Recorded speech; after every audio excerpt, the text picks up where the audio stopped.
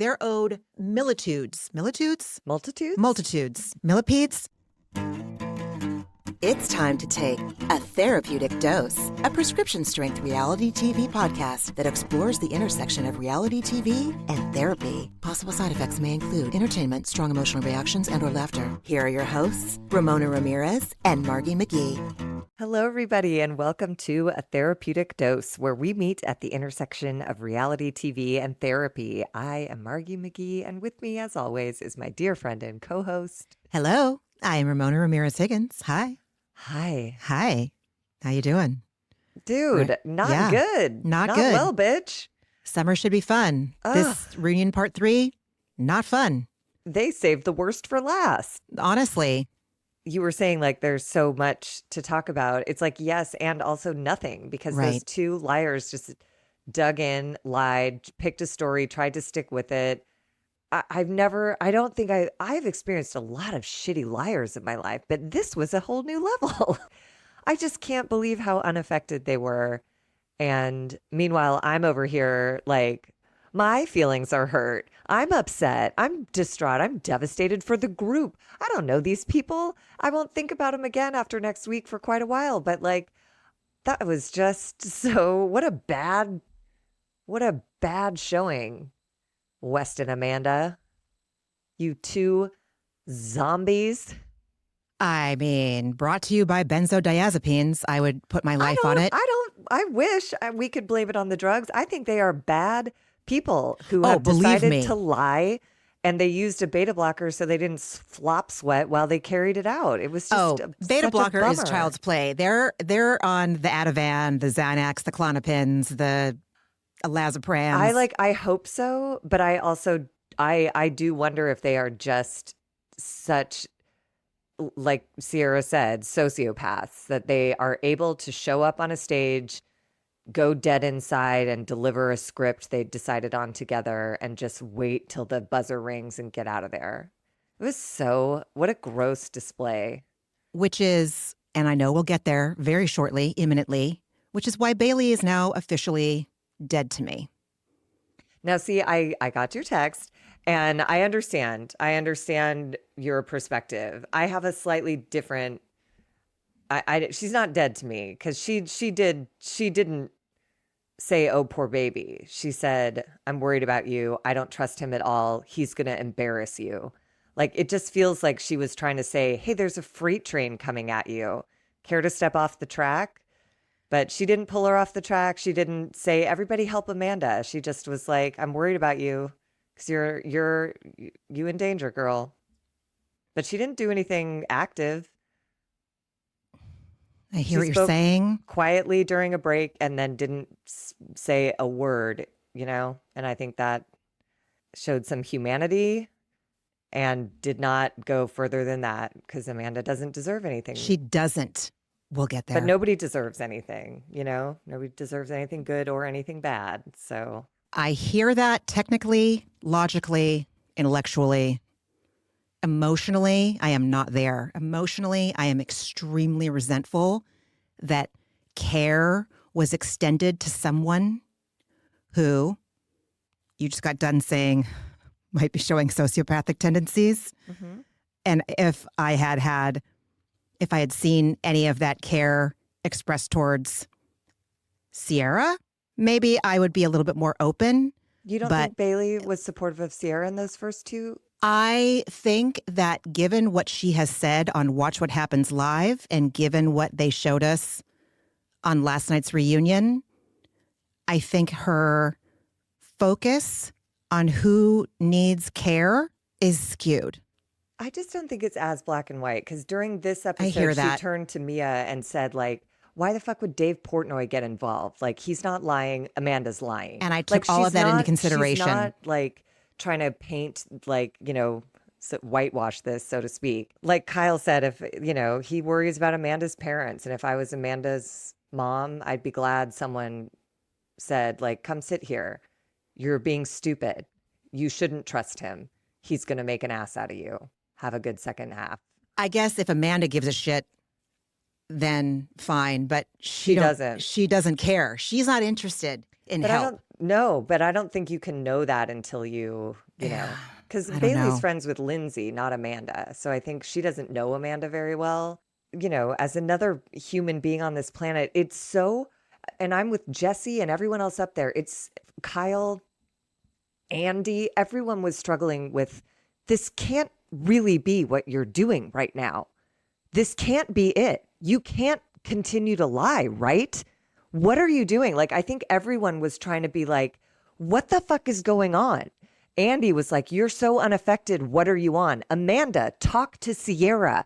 Hey, do you care about anyone? You guys are monotone, like nightmares. And I think that was just Bailey's version of like, dude.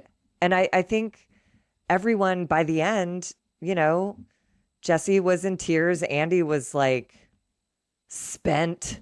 Kyle broke down in tears. I don't think it was because he misses or loves Amanda. I think it's because he sees she's gone to the fucking dark side. But it takes a minute to believe that people that you knew in one way are capable of being who they really are. Like Jesse said, you know, and Kyle said, like, what goes on in your real life is shocking news and hard to digest. Your secrets are, I mean, I can't even process it, and I don't know these people. I don't think Bailey was like, I don't think that was intended as any like, I got you, girl. It was like, come sit here. What are you doing? What are you doing? Okay, bye. I hear you. I hear you. We'll get there. We'll get there. Okay. We are here to talk about the most riveting season of Summer House, the most riveting Bravo franchise in recent memory. I mean, Meredith screaming on a plane. What? Who cares? Who cares? But this is so awful. It's so awful. Like, I think I'd rather have it be, is Meredith screaming on the plane? I want to see that footage. I mean, that's also another brand of terrible, another type of terrible. But this is like, I am so sad. I am so tired of seeing Ciara be systematically just violently disrespected by two emotional fucking terrorists, you know? I mean, poor Jesse, my God, he really went through it. He really went through it. Everybody on that stage showed more of themselves. Ben, whatever, Bailey, Meija, Lindsay, all of them showed more. They gave and gave and gave. Carl, my God, they gave and gave and gave. I'm grateful that we have another episode. There are many unanswered questions still, and we're not ready to be done. Who knows if they're going to give us anything else after the secrets revealed or whatever it's called. My point is that, Margie, you and I are here to discuss Summer House Season 10, Episode 19. This is Part 3 of the reunion.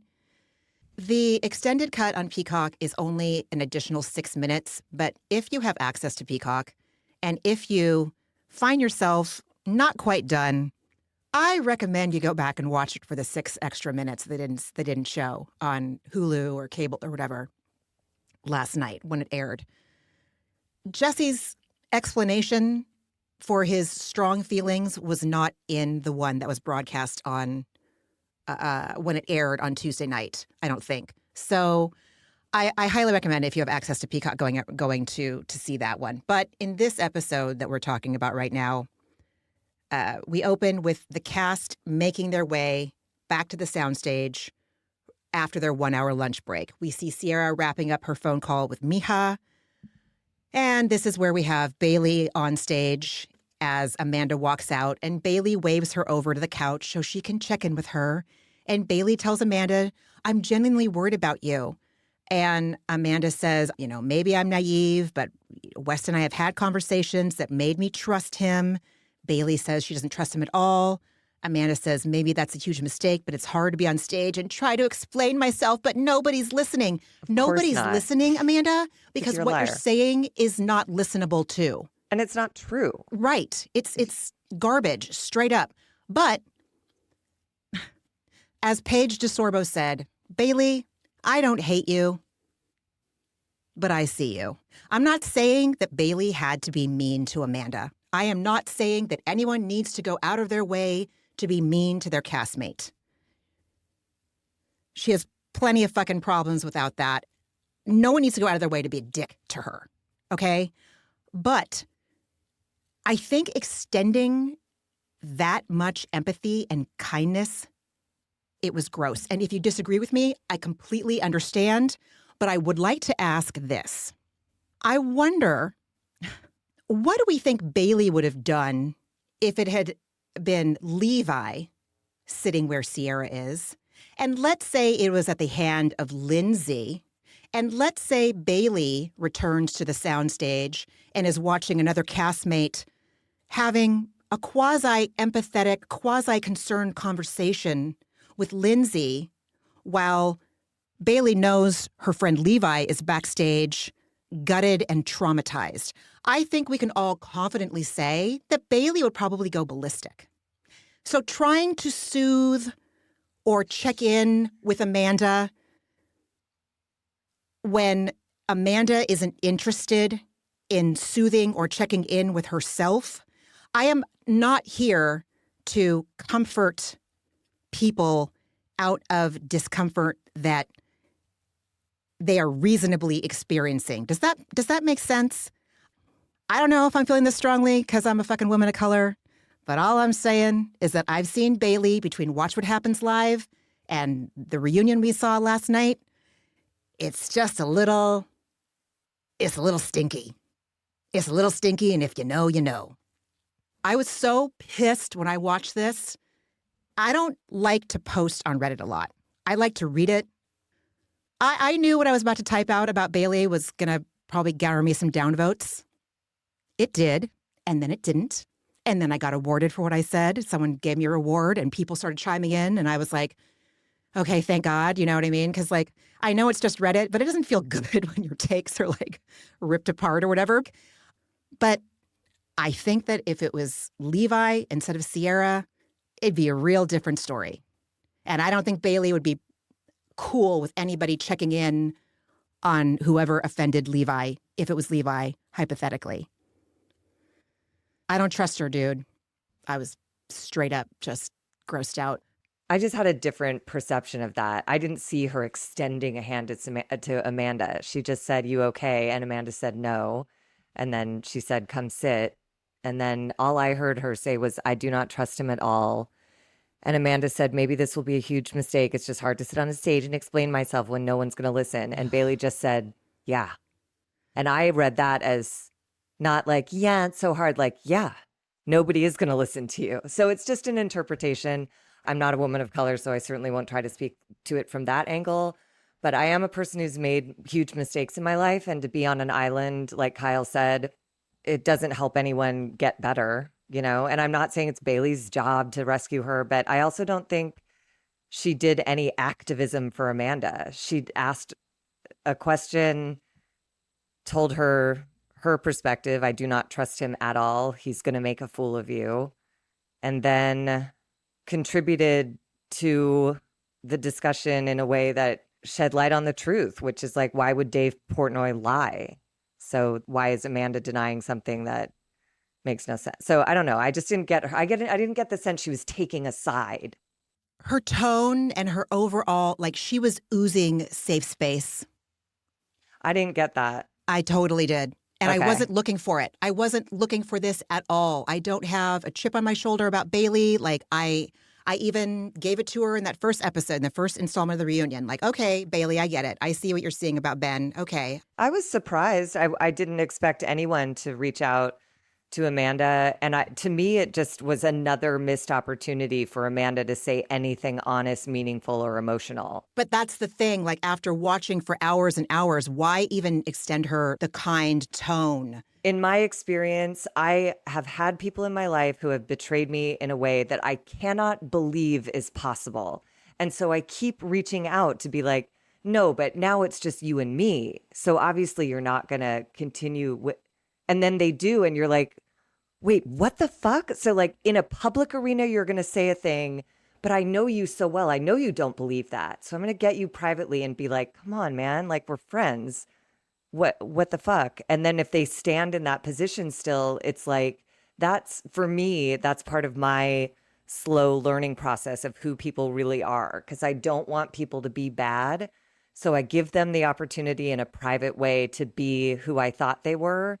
And then if they continue to not be that, then I have the information I need. But it's shocking and it's confusing. And it's, again, this was shot, a month and a half ago. We've all had time to hate them, settle in, watch all this shit. That statement came out 3 weeks before they're sitting there. Everyone's heads are still spinning. Like, what the fuck? Like, Ciara said it. Like, I had to be peeled off the ground. Like, that's how heavy this news is. Not that it lands that heavy for Bailey, but it's confusing for everybody, including me. And again, I don't know these people, never met them, probably won't. I was shocked watching this all these weeks later. I still can't believe these two people are that heartless, but now I believe it. I'm a believer now. That was my understanding of what that was. It didn't feel like a come here, honey, come take comfort in my embrace. It felt like exploratory questioning of like, really? And then Amanda's subtext was really, ugh, God, she's so awful. She is terrible. She's terrible. But Dara isn't. And Dara tells Mia that she looks like a movie star, which is true. She does. Jeez. Carl, as they're walking back onto the sound stage, is with Lindsay. And he's like, you're unbelievable. You're fun to watch. I am enamored with the both of them. Like you and I texted before we sat down. MVPs, Carl and Lindsay, of especially this episode. That was sweet. He says, you're unbelievable. It's fun to watch. And she's like, it's just because it's not directed at you. And he was like, maybe a little. They're still so weird. It's that whole thing of like shared trauma does bond people. Like West and Amanda have fucked up so big that Lindsay and Carl have found a soft spot for each other. And of course it has to do with other healing outside of this, but this brings more urgency to it because you do realize who your good friends are and how important is it, the shit that I'm hanging on to. Not important at a time like this, when these two people are utterly untrustworthy and will need to be cut out of my life in order for me to feel safe in the world. So let me entertain a light friendship with someone who Lindsay makes no secret of who she is. Love it or hate it, and I am prone to both sides of that coin. I know who she is. Same with Carl. Love it or hate it, call him a dork, call him an old man. But he's, honest and present and unapologetic, and it's great. So Totally. I love that little moment. So Andy welcomes everybody back and taping resumes. And he starts the discussion like, how did we get here? And he specifically asks West, when did your steady support for Amanda start to shift into romantic feelings? And he fucking lies to you, me, everybody, the fucking boom operator, Andy, and says they started spending a lot of time in February and March of 2026 and going out with a lot of his friends. And he says that seeing her happy and having fun, seeing a side of Amanda he hadn't seen prior, made him take it kind of personal, I guess, meaning he equated her happiness and fun with spending time with him. Yeah, because she was fucking all up and infatuated with you, dude. And he says it was special and a treat to him to see Amanda incredibly happy, and we started spending more time together. And I was like, yeah, in 2025, you did. Also, him saying we had a lot of fun, we had so much fun. I'm like, you are Kyle, and get ready because Amanda, not fun. Like, this isn't going to last, buddy. It's already over. Like, he already clearly resents her. And all the questions he has to answer about the seriousness of this relationship, the pain that his body is in order for his mouth to make shapes like committed or trying or willing to, or, he's just, he's such a liar. I don't mind if you're a scumbag, but I mind that you're a liar. Just say, I'm a scumbag. There's no way I'll be able to go from Playboy lying, a girl in every port kind of guy to Amanda, who has now ruined my reputation as fun-loving West. Yeah, I'll definitely, they had to go to Italy because back here, they're going to hate each other because everyone hates them. It's not great. Turns out the pictures that came from Italy made everyone just hate them more. So yeah, dude, abandon hope, ye all. So meanwhile, Amanda is just sitting next to him, eyes down, stone cold, checked the fuck out. I also do feel like it's landing on her that she's ruined her life. You know, she's ruined these friendships. It's almost like, you know, there's a condition called resignation syndrome where people just give up everything, including hope and depression, and you just sort of flatline until you die. Because now at this point, West has admitted to Meija, and, you know, he has more to admit to that unfolds down the line. But like, she's just slowly sinking in the quicksand of shit that she willingly stepped into. She has a lot of work to do to dig her way out. I don't envy her. My God. So Andy then asks Amanda, was there a specific moment when things clicked with you? And I'm all, yeah, LA, April 2025, when they had hotel rooms next to each other. Or maybe February 2025, or whenever the fucking Macarena video came out, like net spring 2025. Whatever it was, it certainly was not the minute he asked the question, is there something going? It wasn't friends. Then three different words come out of his mouth. And she's like, then all the emotions came flooding and took me over. No, they didn't. That's not how that works. Also, it's all documented on Instagram, you asshole. Like, please give me a goddamn break. Stop treating me like a fool. You documented your affair. Please don't pull, like, one day after he'd had brunch with my husband, he said, hey, is there something here or am I crazy? And suddenly a cartoon tidal wave of feelings took me over and I was powerless. Oh, God, get over yourselves. What a dumb story. Get a writer before, if you're going to come up with a shitty ass story to stick to, please sit down with a writer for a couple days to get something believable, good, human. This is such crap. It's like offensive. It is so fucking offensive. She said corset and then she does this bullshit. That's right. And you know, I had the same note. Like, I'm like, it wasn't a slow burn. I'm like, it was a slow burn that started in the winter of 2020 fucking 5, dude. Go back and look at both your social media. It's true. Also, watch this season of Summer House. Thank you. Ass. It's everywhere. Like, get over it. Ugh. So yeah, she repeats it came flooding in all at once. Before that conversation, it wasn't something that was top of mind. Bullshit. Utter fucking bullshit. So Andy asks, to be clear, were you having an affair summer of 2025? And they both answer at the same time, absolutely not. I know. Like some fucking canned, synced up unison recorded track of people saying absolutely not. It was just so bizarre.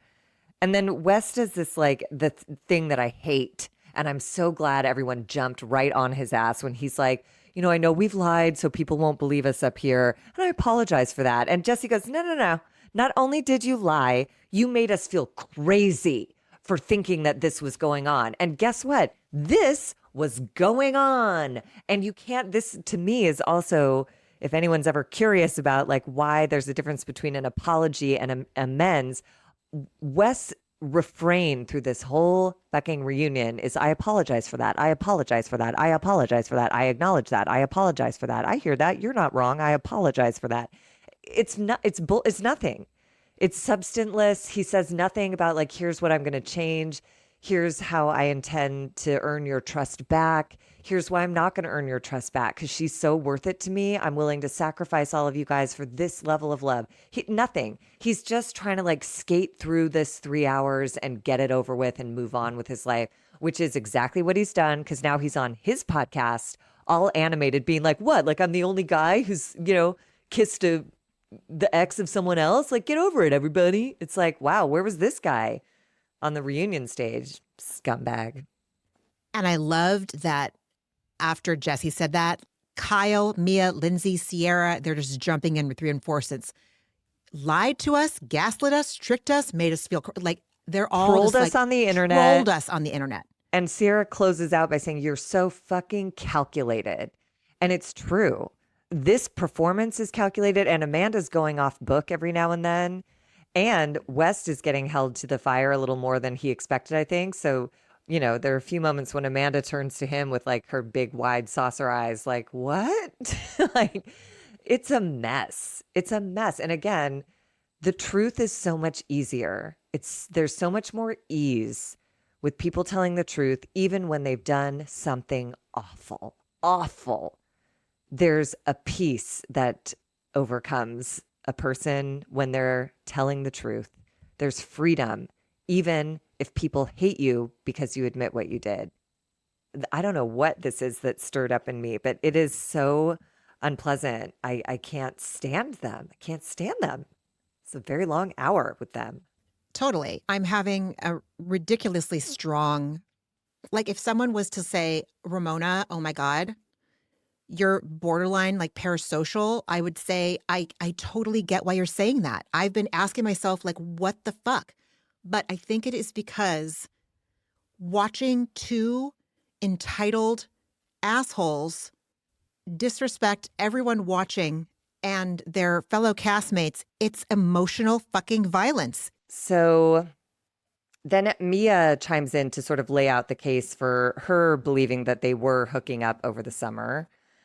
She gives a very well presented set of evidence, you know, the underboob hug and the grabbing her head, and the evidence was so good, dude. kissing her head and saying I love you in the midst of that fight with Kyle. And, you know, of course, Amanda and Wes just like flatly deny it. And by flatly, I mean, you know, without emotion. And then Wes does the weirdest fucking move saying like, well, it would have been flagged if something weird was going on. And again, thank God for the rest of the cast being thoughtful enough to have pulled these thoughts together, because Meija jumps right on that to explain, we saw Amanda as a victim, and then they cut to Amanda who rolls her eyes at like a whole victim. And Meija says, you know, we all saw Amanda as a victim, and they basically could never conceive that either Wes or Amanda would engage in such a relationship. So it seems like Amanda and Wes capitalized on these characterizations of them and had this clandestine bullshit unfolding right in plain sight. And they knew they were doing it, and they knew everyone was focused on Kyle's the bad guy. And they took advantage of that too. They took advantage of Kyle, Ciara, trust, friendships, perceptions. Like they took advantage of everything. It was shocking. Totally shocking. So Wes denies having a crush on Amanda at that time when the fight went down, saying that they got closer after all the moments that they shared intimately. And I'm all, yeah, dude, like the bathroom when she's in there crying, and then all of a sudden we hear kissing noises and you're having a sock in your pocket so you can muffle your mics, dude. And Andy asks Amanda, did you have a crush on Wes? And she says, no, I was dealing with and caught up in the fallout of my own marriage. It's so easy to watch this through a different lens and see what you guys want to see. But you all lived in that house and that's not what was happening. And she insists, what's so fucking frustrating? And she insists that's what's so fucking frustrating. I'm not a fucking cheater. I'm not going to step out on Kyle. I'm not going to do things that are inappropriate. Out on Ciara. Yeah. That's the problem, you dumbass. We're not mad at you for fucking around on Kyle. We're mad at you for fucking with Ciara. Yeah. You did cheat. Yeah. You made a promise to your friend. You implied that you were something to her and she was something to you. And you fucking bailed in the grossest way. So I guess congratulations for not cheating on Kyle, I guess. But nobody's concerned about that. So come visit us in reality where we're worried about Ciara. Also, I just also want to say when Amanda said it's so easy to watch this through a different lens and see what you want to see, I was like, hey, in this episode, we were watching it through poor Amanda. We were still there. When that episode aired, we still were, they hadn't released their statement. So, the making out in the bathroom? You mean the bathroom one? Yeah. Remember that was the one where we were like, West is the best. He's such a champion. Oh my God, Good I'm for so him for telling embarrassed. Kyle to say, I'm sorry. I am too, but like us and everyone else. Everyone else, his truest castmates thought that he was not capable of that too. So, okay. Yeah, it brought Jesse to tears. Yeah. Oh my God. And then everyone basically insists like there was at least an emotional affair underway over the summer. And West goes like, you know, he decides to concede a point here. He's like, we definitely became closer over the summer. And then Amanda goes like, but not in a romantic way. I was like, did you just whine?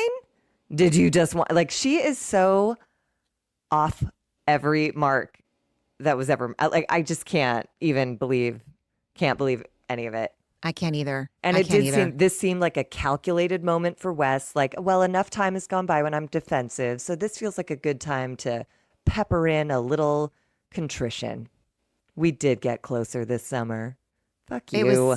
He was working so hard. Like you always say, it takes so much energy and effort to lie.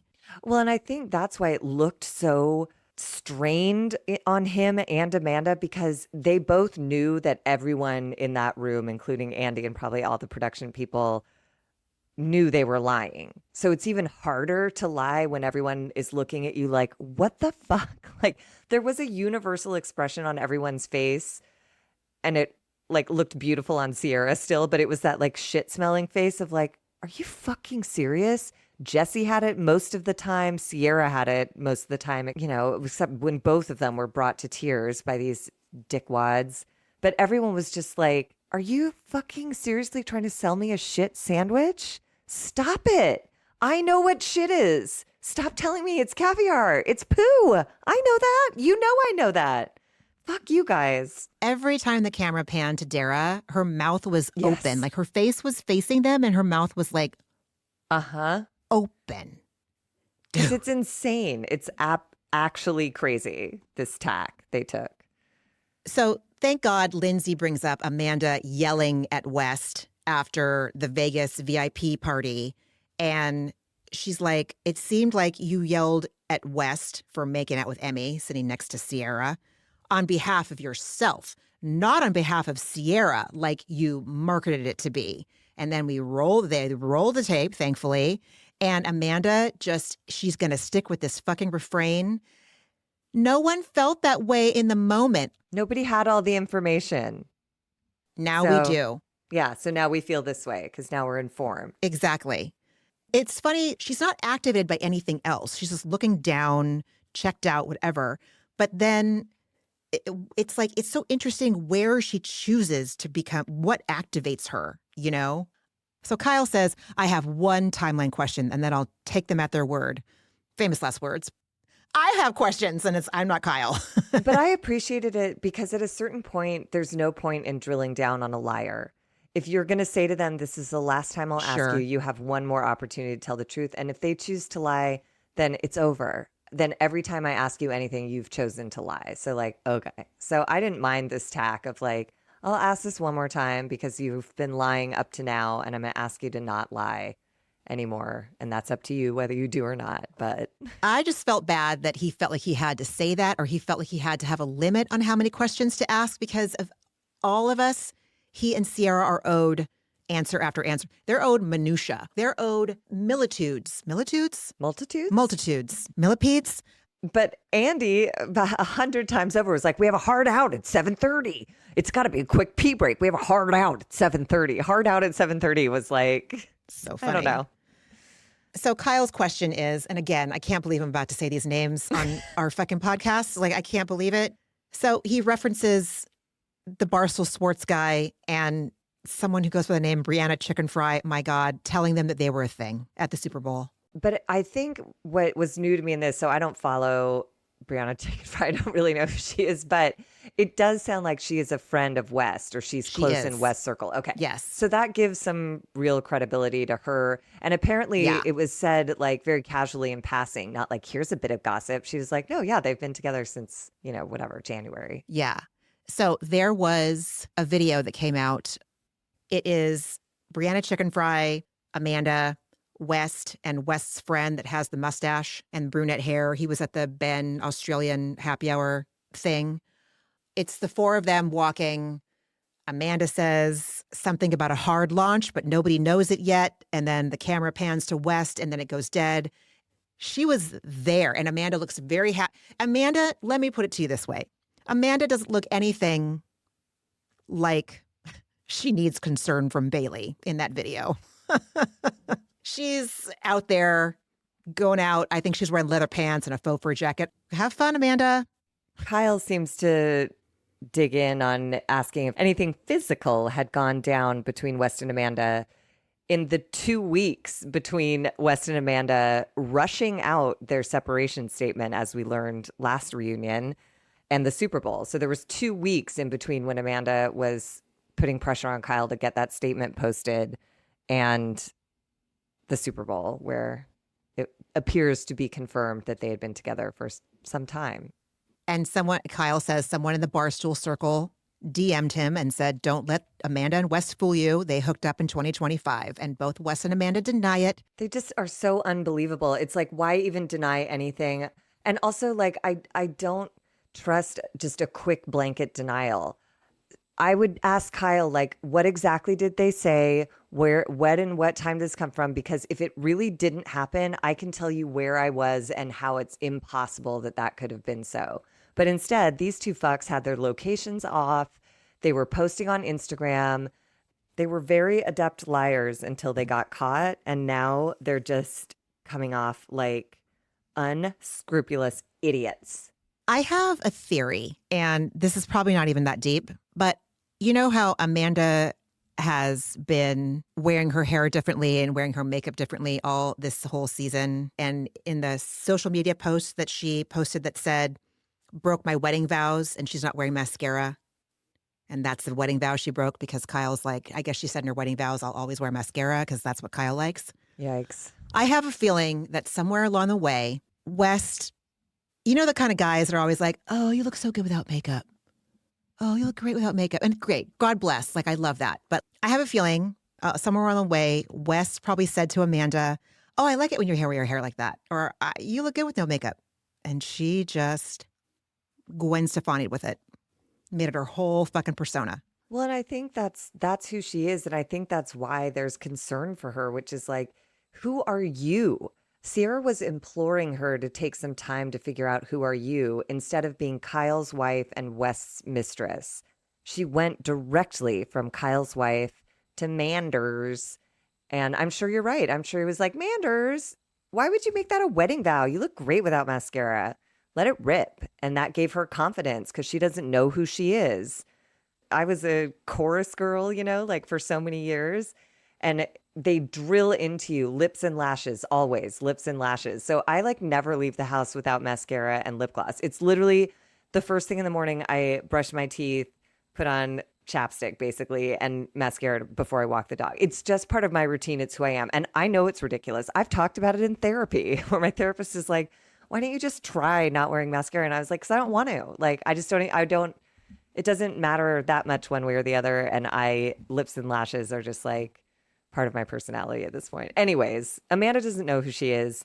Wes told her who she was and she posted about it. And now it's more evidence. What was breadcrumbs is now evidence. It just seems like the only thing that could have possibly happened. She's so male-centered, dude. She's so male-centered. And Clearly. Everyone, again, this is like a whole other fucking can of worms. And if a lot of people in the Summer House Bravo subreddit are like, screaming into the rafters, go watch every fucking season and watch the way she got pissed at Luke because Luke wasn't giving her attention. She fucking sat on Austin's lap. She held hands with Craig. Like, she's always been this girl.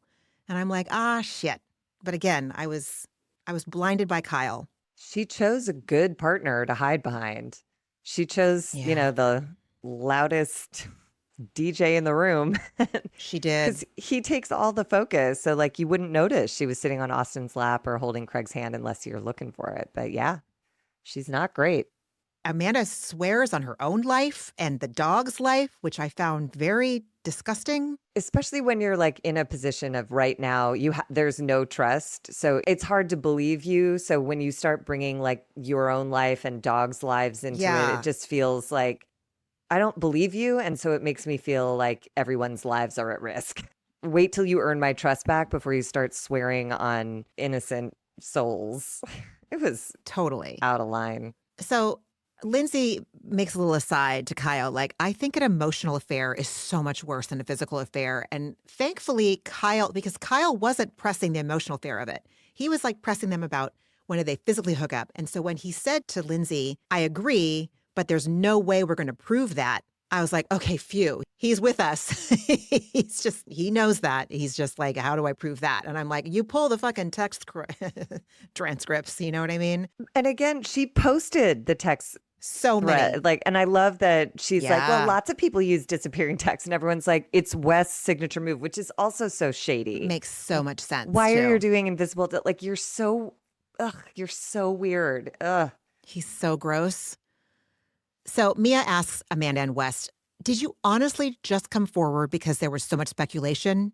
Or were you going to continue to lie to us? Please be truthful. And Amanda says, in that moment, we came forward because of the speculation, because there were a lot of things I was still trying to understand and figuring out, including the Meija situation. And thankfully, Meija pushes for clarification, and I knew she was going to do this. She says, so it had nothing to do with hurting your friendship with Ciara. It had to do with figuring out if West was actually exclusive with Meija. And Amanda doesn't fucking answer. That was crazy. That Amanda's sitting across from Ciara, and it didn't even occur to her to be like, I am so floored by the level of indecency. It just is amazing. That was another one of those moments where I had to like rewind and be like, wait a minute, she must have at least like looked at Ciara or given her like it didn't occur to her. So now I'm starting to believe Amanda that she's that fucking checked out and self-centered that it didn't occur to her how fucking deep the knife would cut when she made this choice.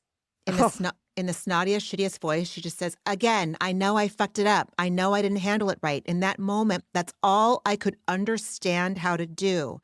And I am, again, sorry for lying to you, Ciara. But it was so like, you just delivered it perfectly. Yeah. It was like me, I don't know. There's no emotion underneath it. The fact that I feel fired up and emotional and Amanda doesn't is chilling. What is happening? How? 10 years on this show, and this is all it means to you? Like, it's just so you just want to go spit olives in Wef's mouth overseas? I mean, anyways, Jesus. What a shitbag. A total shitbag, dude. Wow. So Andy is like, West, I assume you were seeing other women at that time? And West confirms, yes, I was. And he tries to do it in this like, yeah, I'll tell the truth. Yeah, I was seeing other women. Yeah, I'm like, totally. You never tell the truth. Totally. You're telling the truth because these other women are about to put you on blast if you don't. So great job.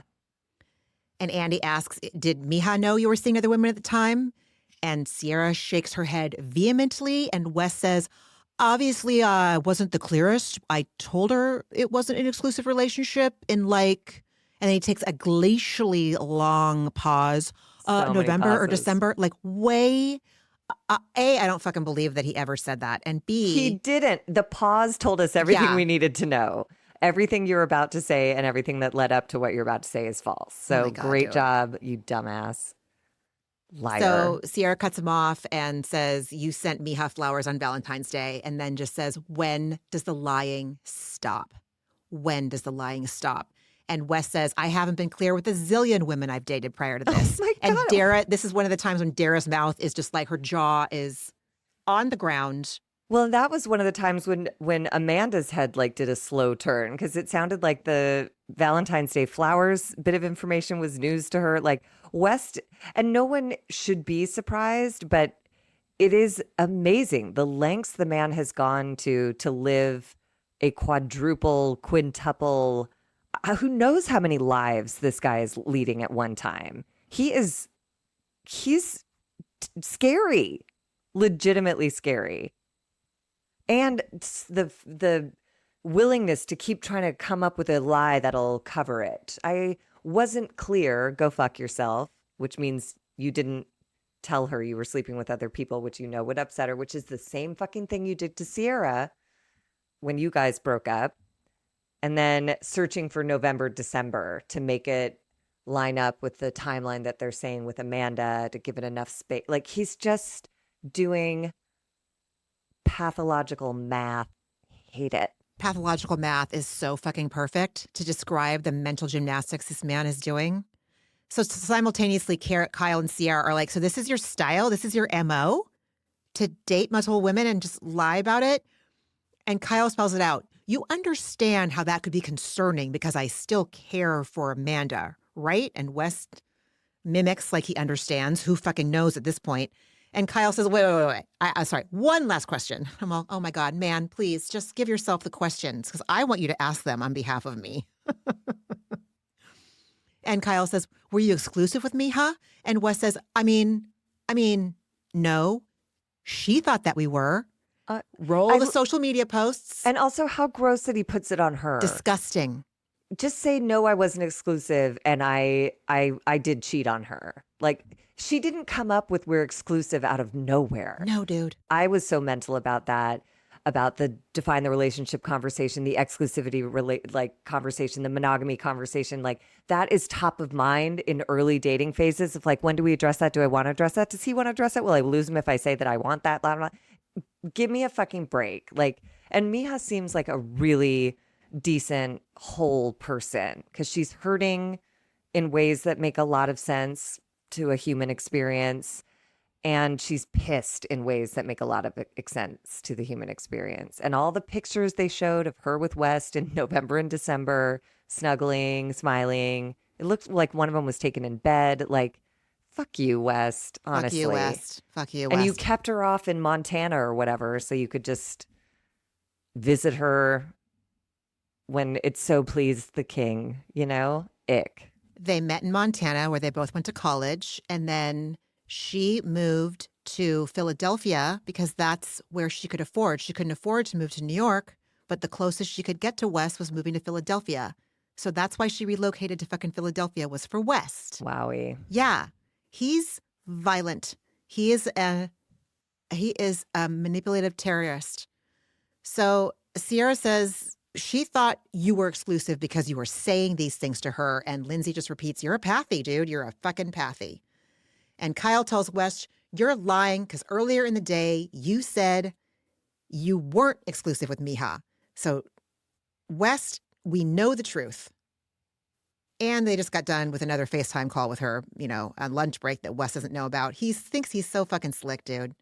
And so Ciara and Kyle tell Andy they talked to Meija to confirm details and timelines. What bugs me, as always, it's not even that he thinks he's so slick. It's that he thinks this collection of people are dumb enough to pull this on.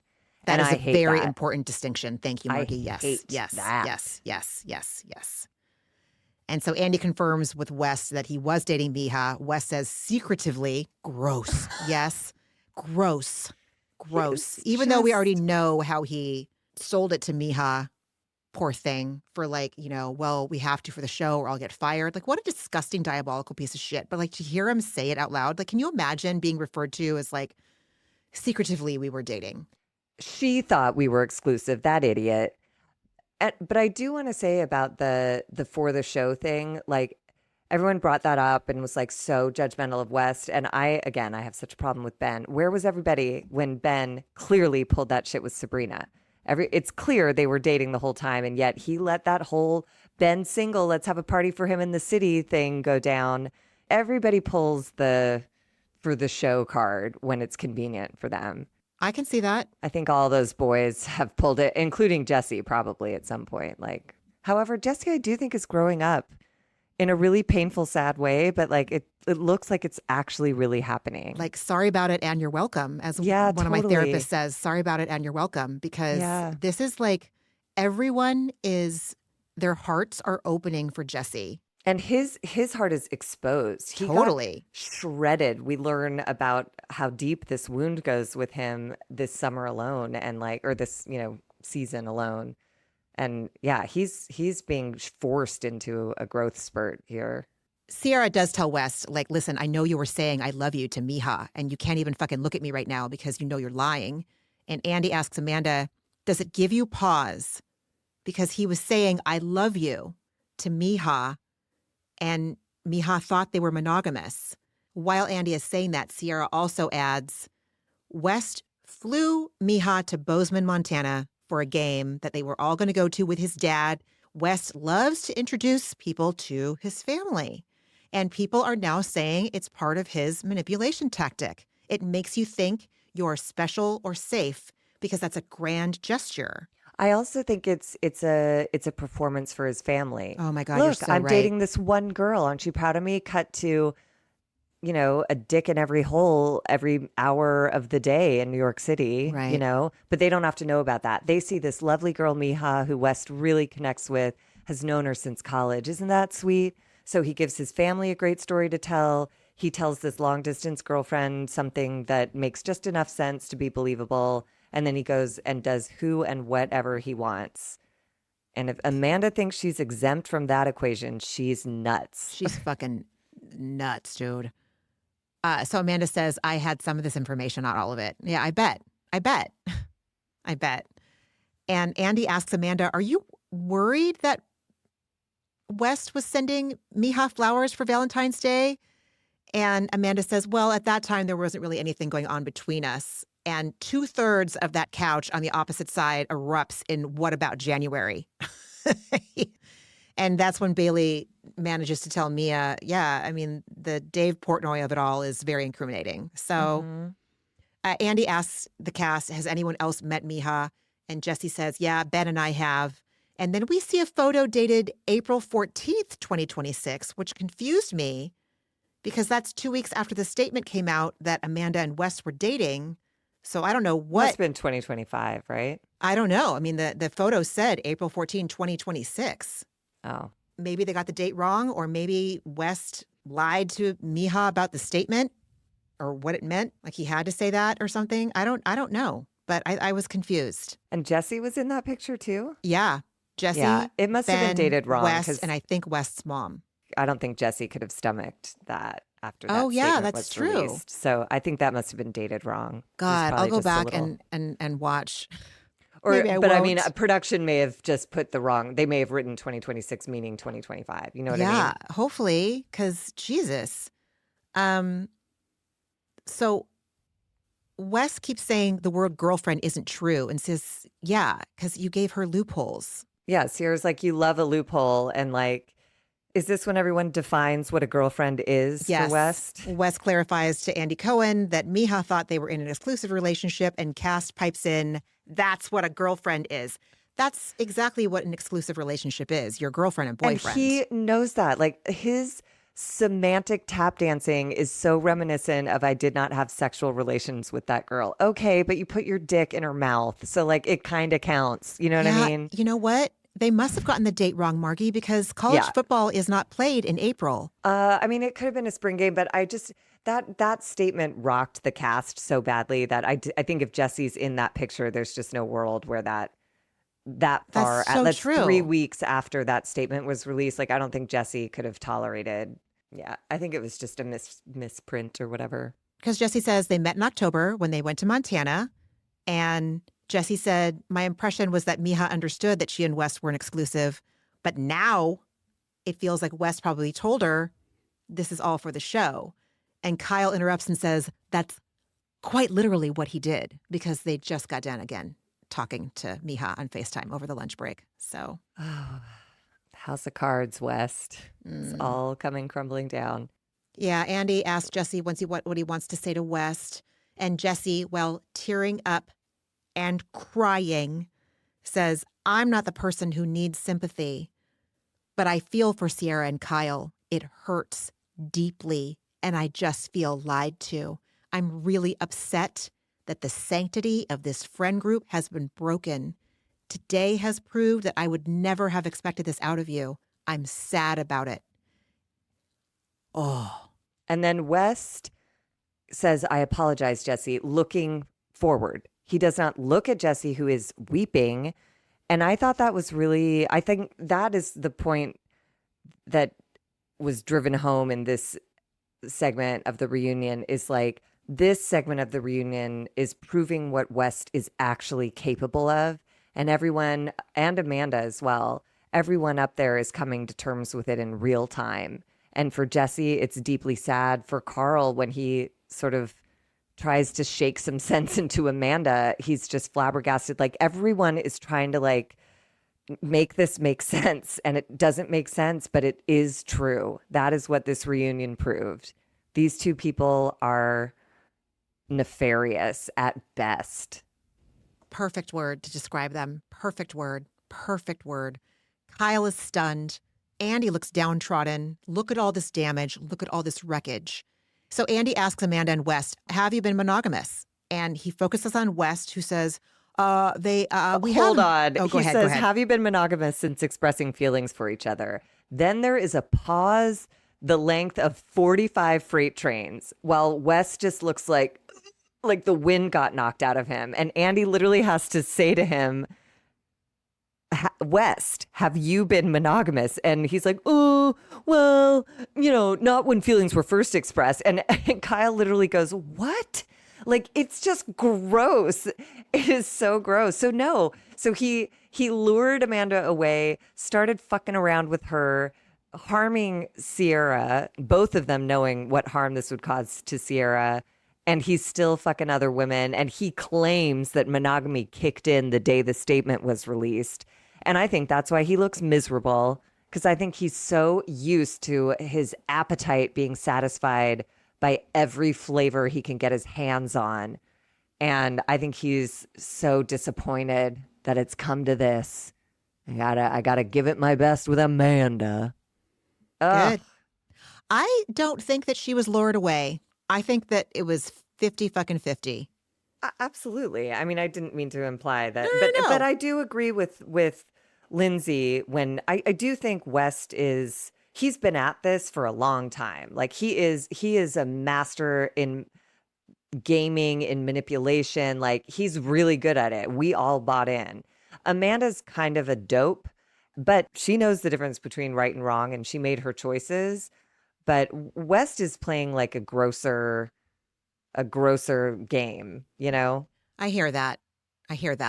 And I believe he made her feel really special and seen in a way that your husband has never seen. I'm sure he laid it on. And like Kyle said, you will never find a woman in a more vulnerable. And I have plenty of friends who've gone through divorces, and Kyle is right. No one is in a more vulnerable moment in time when they're getting divorced. Even if it's an amicable divorce, it's a trauma. So West is a predator in that way. I went through a period of dating, and I dated a lot of divorced guys, but like I, to the best of my ability, waited until they'd been out of their marriage for a time, or at least legally separated for quite some time, because it's not a sane headspace when you're the person you loved and committed to when the two of you are separating. And West is not an idiot. He knows that. And he got Amanda high on love and coke or whatever else they were doing. And he took her for a ride similar to how he took Ciara for a ride. He has no intention of like committing to her. He just found someone who he figured out how to get her, and he got her. Gross. It's like putting a fucking deer head on your wall after a hunt. It doesn't mean anything to you. You just took it. It's fucking gross. And she was complicit, of course, but Like, it just occurred to me, if I was dating someone and they sent me disappearing messages, what reason would they give me that I would be like, oh, okay, cool? you would willfully ignor your gut Right? instinct. That's like, this is shady. And but people like Wes, this is what I mean by he's predatory, he knows when he's gotten the chemical reaction going, and he knows that, oh great, this is the time when I can send these disappearing messages, and they'll do the work to make it okay for us to keep doing this. I'm capable of justifying really weird shit when I think someone's cute and I'm chemically drawn to them, and I think some people do weird shit with that moment in time, and I think West is one of them. He gets off on people liking him and then wanting things from him, and then he promises, and then according to him it fizzles out, and according to all the women left in his wake, it's like, yeah, he's incapable of being faithful. And the only problem with that is that he claims he is. I have no problem if you're someone who can't or won't or doesn't want to be faithful. Get it in wherever, but don't tell someone you're the only one. Fuck you. That's weird. Ugh. Anyway. I'm so mad at myself. I'm so mad at myself for ever believing it and buying it. I really am. I'm so mad at myself. I don't know. Is that going to be productive for me to be mad at myself about this? No, because it's like when you know better, you do better. Yeah. Like, as my former therapist said to me when that broken engagement happened, that was the result of a secret affair. She's like, only one person had all the information. Yeah. Like, you couldn't make a different decision. Of course you fought for the relationship because you didn't know it was already over. And then once I knew it was over, it was over. And then I grieved it properly and moved the fuck on. It's such a creep. Wes just absolutely gives me the creeps now. Amanda makes me mad He's and Wes scary. gives me the creeps. Absolutely. Like Ted Bundy. Totally. Get away from that guy. So they both say that they have been monogamous since they released their statement on March 31st of 2026. And this makes Kyle start to cry. And a viewer tells Wes, listen, dude, there's a lot of pressure on you now. People are joking that you need to get married or get Amanda pregnant ASAP to make it all work. And Andy says, do you feel pressure to make it work? And Wes clears his throat and actually says, that shouldn't be why it works, but in a moment like this, that's what you feel. Oh my God, this guy. Josh and I both looked at each other when he said that and went, what the fuck? Everything out of Wes' mouth, like, it was better when he was silent, it turns out, because everything he's choosing to say is unhinged. It's like you want it to work because there's love there and you care about each other or you're attracted to each other or, like it's when it's good, like whatever. Not external pressure. Like that's so ego and surface and it explains so much. And the fact that he said it out loud is, I don't understand and I don't want to understand. Thankfully, I'm shocked. Thankfully, I'm fucking shocked. And Thankfully, he thought I'm that shocked. was the diplomatic answer. Honestly. West thought he fucking nailed it. And everyone was like, ew, what? He Wow. is a mess. So Kyle sits there stunned and then says something so fucking deep that I was like, oh, holy shit, Kyle Cook, standing ovation for you. He said, I can't believe we're in this position. I consider you to be one of the best things that ever happened to this show because I considered you one of my best friends. The most eye-opening part of this has been learning about what's behind closed doors in your life. I still have love for and care for Amanda, and I am concerned with her. When we broke up, it was not a good marriage. You had a front row seat. You know she was in the most vulnerable spot a girl could be in. She just got out of a 10-year relationship. In deciding to make that move and pursue these feelings, you've essentially isolated her. She's alone on an island. Now, when Josh heard that come out of Kyle's mouth, he was like, whoa, this dude's been to therapy. And I was like, yeah, that insight that Kyle just spoke, that she's isolated and on an island, it was stunning to me. It made me pay attention. So what is your plan for Amanda? He says. And is all this really going to be worth it? I'd like to think you care about her. I'd like to think you feel like you owe her something. Where do we go from here? I mean, Kyle zoomed out, dude. Kyle big fucking pictured. Kyle saw into the future. And I was impressed. Yeah. West says that part of their conversations, he and Amanda talked about how much this could possibly fuck up their friendships. And he wishes he could have spoken to Kyle before this shit got fucking carried away. This shit got fucking carried away. Like, I'm sorry. Did a hurricane blow through? Because I do believe you have free will and full awareness of what you were doing. It's not that it got carried away. You guys made deliberate choices. And in that statement you released, it sounds like it's been, plaguing you forever. Like, this guy is just any way to shirk responsibility. This guy is going to go there. And this is just disgusting. Kyle says, that happened when you were in my business. You were up in my marriage. I was texting you in early February, not knowing you're in Miami on a dinner date with Amanda. I was texting you about our sex life or lack thereof. Do you understand how big of a fool I feel? And Wes just goes, totally. As if that's enough. He didn't say like it was so inappropriate what I was doing. And I just wish he'd said something like I was trying to cover up for the fact that I was trying to build a relationship with totally it does not, it's insufficient on every level. And Like, and I believe that Kyle thought they were friends enough for him to confide about an unsatisfactory sex life. And meanwhile, West, it's so chilling that West is sitting across the table from his wife as Kyle is asking to be heard or supported about this sensitive subject matter with his wife. Like, it's just so twisted. And then West says at that time there wasn't anything romantic going on with him and Amanda. And then Jesse goes, then why wasn't I invited to dinner? And West was like, oh, well, we had plans the next night. I guess I should have invited you. I apologize for that. He does that shit again. I apologize for that. And Jesse's like, well, it doesn't look good. And he's like, I know nothing looks good. Like West like briefly snaps a little bit. Nothing he's doing on this reunion stage is sincere. He is still omitting. He is lying by omission at every chance he can. Kyle texted about his sex life. West is on a date with Amanda, putting off Jesse so he can be alone with Amanda. Like, it's just so, like Ciara said, it's so calculated. May I never know. May I never know. West admits the concern about me being the worst person to risk all of this over makes total sense. Oh, my God. That doesn't make you sympathetic, dude. It just makes us right.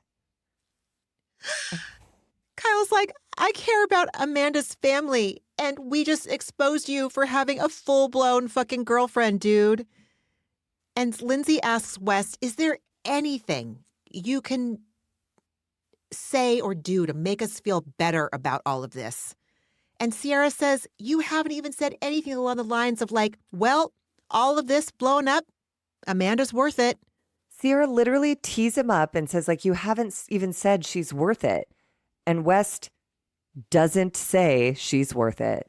He just sits there like a fucking sweaty, mullety bump on a log. So West does say that a lot of our conversations have revolved around this needing to be something that's serious and has legs. Oh, my God. That he can split open and stick it in. You don't care. Kyle's right to say, like, that sounds like this is just part of your PR damage control bullshit. And West says, well, the convos happened before the statement came out. And it's just like, that is also part of your PR damage control bullshit. Like, the fact that he had that information at the ready, like there. And he thinks he's so smart being like, no, but we definitely talked about this before. Fuck you, dude. No, you didn't. You were just all up in each other's business and hoping you didn't get caught. And then you got caught. And now you hate this. Ugh, I hate him. Wes says it got so out of control. He regrets not talking to Kyle before it happened. And Andy pushes back immediately like, actually, this was in your control, Wes, to talk to Kyle beforehand. All of this was in your control. To sleep with Amanda, to entertain Amanda. You didn't have to do any of it. You are in control of your life and your body. Like, you're insane to keep saying that, like, well, I guess an act of God came through and made us land nude on top of one another. It's like, you're insane. And Andy says, you must have known what was going to happen. And Ciara and Kyle both comment about hooking up and posting about it on social media. Ciara says you guys basically bragged about it for months on end via your posts. And that was the most disrespectful part. So disrespectful to everyone. And thankfully, Ciara brings up that infuriating post that I can't get out of my head of these fingers saying how little I care. And Amanda just goes, oh, it's just so easy to read into everything. It's like, no, dude. She's like, that had nothing to do with it. And Kyle's like, it came after a 20-slide carousel of you and West. And then comes the slide that says how little I care. Amanda, like, how dumb do you think everybody is? Well, she thinks we're super dumb because Ciara pushes back, rightly so, like even down to the song choices of your posts, dude. Amanda says, oh my God, they were just songs that were suggested to me as soon as I opened up the app. I'm all sure, Jan.gif, like they weren't. It's just like annoying and a waste of time. This was about the time where I was like, all right, I'm ready for this to be over. Yeah. Because they're just going to keep doing this and it's actually boring and insulting and infuriating. She's so lame. So lame, dude. So lame. Oh, God. Nastasia from Sleeping Hollow, asks Amanda if her friendship with Ciara was true or just for the show. And Amanda says there was definitely real friendship there, not just a show friendship. That would be insane and insensitive. Oh, well, I feel like those adjectives could apply to something else that's on the table for discussion today. I think you're insane and insensitive. Poor Ciara's psycho. tearing up, dude, because she's a fucking human. Because she's a human. She's a human expressing human emotions. And Andy asks Amanda, how does it feel to watch the scenes of Ciara being a supportive friend to you? And Amanda motherfucking says she hasn't been watching the show. To protect her peace, because she knows, she can tell, like, she's been torn apart by the internet, and she can tell, like, what scenes they're going to read into and what they're going to say about her. And so for her own, mental well-being, she's had to step aside from watching the show. Fuck you, dude. You know what you don't do? Don't go on the internet. Watch the show and don't go on the internet. That's the actual answer. That's what would be respectful to these other people whose lives you've absolutely turned upside down and blown explosive diarrhea all over. You dickbag. Or don't go on the show, Amanda, or stop being on the show, but you don't want to. This is what people are saying online, that she wanted to be on Bravo herself, and that's why she wanted to be with Kyle. That's why who fucking knows, dude? Anyway. I mean, again, like, that is a long con. It's a long, right. To get married and go through everything they did go through. The long con in Amanda sees the long con in West, maybe. Maybe these two con artists were destined from fucking 2016. So Carl, hearing Amanda say she's not watching the show, shakes his head in disbelief. And Jesse says, well, you know what? It's really tough to watch.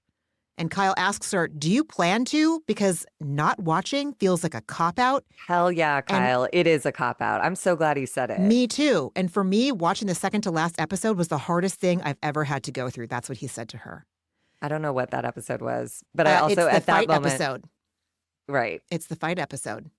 But it's also like, again, I can't just set aside that, like, Kyle, that fight happened because Kyle was horrible. Like, it just I is hear like you. Kyle, like, at a certain point, I just want to be like, stop talking before you bring yourself into this. Like, I hear you.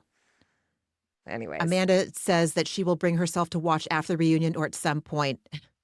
And everyone's like, it's too late, dude. It's too late. Fuck you. It's too late. This is what you signed up for, ma'am. And I thought this was really interesting when she's like, I'm not playing victim again. It's like, tell your tone, tell your look, tell your attitude, tell your cop-out behavior. Yes, you are. And Ciara rightfully says, you choosing to not watch is a reflection of how you don't care. That is so true. And I think that is what's gutting. It's like, it seems inconceivable. It's so hard for me to even say, but it does seem like Amanda doesn't care. I think Wes cares not about the people he's hurt, but about the harm this will do to his following and reputation. How he for looks, his a perception. brief time. But he'll regain it. He's a classic case. Like, this will blow over for him in ways that I really hope not. It will. It always does. I mean, I would be surprised if he's somehow the exception to the rule. But yeah, I don't think Amanda cares. Sad. Gross. This is when Andy comes for Amanda saying, I think the thing that is killing people and the reason we're so upset is it feels like such a friend betrayal. And these scenes of Ciara trying to give you the strength to leave your relationship. And then they do a montage of those scenes where Ciara is so direct and specific. And I don't use the word perfect often, but like perfectly supportive, not forcing any decisions on her, but just showing Amanda what's available to her in terms of a life outside of a marriage that seems to be harming her, and Ciara's willingness to help her get there. It's so hard to watch again. And Amanda just says, I did a really shitty thing. And Ciara's like, you're still doing a really shitty thing. This may have been when Amanda says, like, I wanted both. And it's like, you what? Like, you really didn't think about anything. Everybody wants both, you dumbass. But like, the hallmark of being an adult is that, like, well, I know that I can't both drive and mix a cake. Like, you just, at a certain point, you understand you have to choose one or the other. Otherwise, everybody is in harm's way. And she just didn't choose one or the other, put everyone in harm's way, and now is upset that she got in an accident. She chose herself. She chose herself. I don't like herself. That girl sucks. So Andy asks Amanda, what are you feeling and thinking in regards to the betrayal? And please direct your answer at Ciara, please. When Andy asked her, he's like, what are you thinking and feeling? And Amanda goes, about. Yeah, and dude, he's like, seriously. Andy like looks at his lap and like it looks like he's grinding his jaw. He's like, about the betrayal. Like, are you fucking kidding? I have to tell you. And that's when he says, like, and maybe address Ciara. And she's like, oh. Yeah, that was wild. That was fucking wild. And then she talks about herself. This has been a very crazy, confusing and crazy time. There's been a lot of feelings I've sorted through. I've developed feelings for someone that I wasn't supposed to in a way that I wasn't expecting to. There were times I lost sleep. Oh, did you, Mandy? I didn't eat thinking about what this was going to do to our friendship. Even the fact that these feelings existed. I fucked up and I am deeply sorry for betraying your trust. And it kills me to know that I've caused you this pain. And is that when she says, you don't deserve a friend like me? At some point in one of these speeches, she says, you don't deserve a friend like me. And I was like, oh, you martyr. Yeah. Oh, thanks. Oh, I'm for not that. a victim. I'm not a victim, you guys, Yeah. but I'm going to flagellate myself and That's it's not going to land. So Ciara interrupts her and says, no, it doesn't, Amanda. You texted me 24 hours before your fucking statement is going to come out. Finally admitting the truth about it. And we see a screenshot of these text messages, and we see, I paused it, of course, and Amanda had been texting Ciara first being like, hey, what's going on? This is crazy, right? And then like, hey, I just want to make sure you're okay. And then finally, like she said a half hour before the statement comes out, like, hey, I guess we should talk. Like, it's just there in literal black and white. Like, you are a liar, and then you got caught, and now you're trying to do damage control. You don't care. She At any doesn't give a stage of shit. this, you don't care. Ick. So she says, you texted me 24 hours before your fucking statement is going to come out. Finally admitting the truth about it. And then Ciara starts to cry. Ciara says, I was calling Kyle, going, what the fuck is this? Lindsay had to come pick me up off the floor so I could get up and do my fucking job because I couldn't fathom that I would be sitting here today pissed that you're fucking my ex. And he propositioned you and you said, yeah, let's do it. At the slightest, if you were my friend ever, you would be like, that would be a big fuck you to Ciara. Why would I ever do that to her? If anything, you would be like, he wants revenge against her because he fucking resents her so much. But that never even crossed your mind because he wants to embarrass me and he wants to get his last word. This is his last little word, and I hope it works because he's with you to spite me. So have fun. And poor Jessie at this point is crying again. I'm with Jessie. Like, I swear to God, like this, it gobsmacked me that seeing Ciara cry and Amanda be so cold, shut down, and heartless was like, it was upsetting. Like, I get it. I would have been Jessie too. It's just like, it's unbelievable what is happening. It's unbelievable.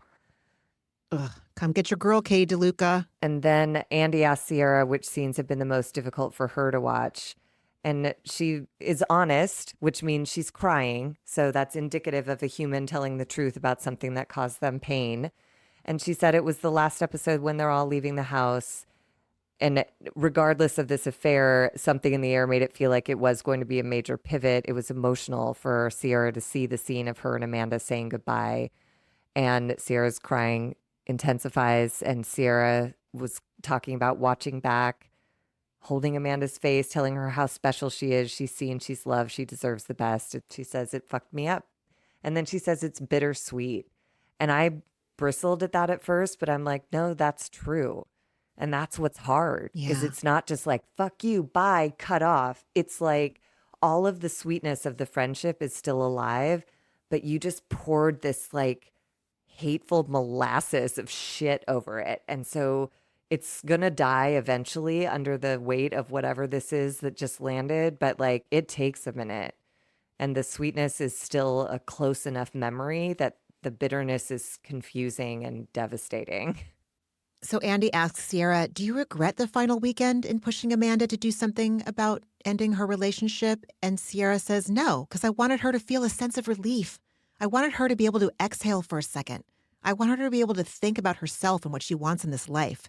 That made me sad to see a woman not believe in herself and not think that she was worth anything, or not think that she was worthy of something so great, or that her value equated to the man that she was dating, or that she just completely obliterated her own dreams in order to fall in line with the guy she's married to. And then she she goes out. She big pictures us, and I love this for us. Ciara says, I've never seen that type of relationship in my life, but I've also never seen a healthy marriage in my life. I've seen a woman who had to fight tooth and nail to support 2 kids, and her mom passed away early, so she had to figure things out and work 2 and 3 jobs to support her kids. But that independence and that financial freedom and that drive and that build, it's worth it. That's where she was coming from when she urged her friend to take a month away. Not a year lease on an unfurnished apartment, a month away to clear her head. I love Ciara for being like, there's no bitterness or vengefulness in this. She's like, I don't take it back, because at that time I saw a woman who was in pain and shrinking in her own life. Mm-hmm. And I wanted to let her know she was supported and becoming bigger and stepping into her light some more. And that again, it's like Ciara is so trustworthy, because even in a moment when she would have every right to be like, yeah, I do regret that. Like, Amanda deserves nothing good. I hope she suffers till she dies. She's like, no, she was in a bad marriage and I wanted her to have an opportunity to get to know herself and find something better. And then Andy has to ask for Amanda's response. Like any normal human being would, that would have brought me to tears. Oh my God. I would have vaporized. It would have been my little earrings, my mic pack. Amanda just robotically responds, I've been extremely appreciative of everything that Ciara's done for me and has been there for me throughout the years. I know I have fucked up an incredible friendship, and that is something I will live with for the rest of my life. I forgot she has vocal fry. No matter what happens in this situation, and I guess that was her referring to West. Gross. I will walk away from the set today and be doing a lot of thinking, a lot of reflecting, and maybe spending a lot of time just thinking about me and what's important to me. But I cannot say sorry more to you, Ciara, until I'm blue in the face. I am truly sorry for what I have done. Truly, you do not deserve a friend like me. That's where she says it. But again, it's so vague. Yeah. Ciara was just so specific about Completely. here's what I saw. Here's how I wanted to help her. Here's where that came from in me. And she's like, I'll say sorry till I'm blue in the face. You don't deserve a shitbag like me. This is another example of Amanda using buzzwords and apology speak, just like she did at the race dinner, saying, I see you. And she didn't. And there's no emotion. It's Nope. tapped into nothing in her spirit or her soul. She's just saying words. And again, it's like, I guess West was right to be quiet, because I swear it's more offensive when they talk. It is. Yeah, that's such a Wow. good point. That's such a good point. So Lindsay asks Amanda, like, what did you think was going to happen? Knowing Ciara, how do you not know what this was going to do to this friendship? Knowing Ciara, she like reaches her hand out, because like that's what all of us have been saying in like the podcast universe. It's like, what the fuck? How could you? So I love that Lindsay like leaned into that and was like, you know everything about her, not just what all these other people see on the show. You know her, and you fucking, oh my God. I know. Anyway, sorry. I just thought that was Lindsay again, like really had some moments in this episode where I was like, thank God so you're many there. moments. Absolutely. And Amanda, all she can say is, I wasn't thinking it fully through.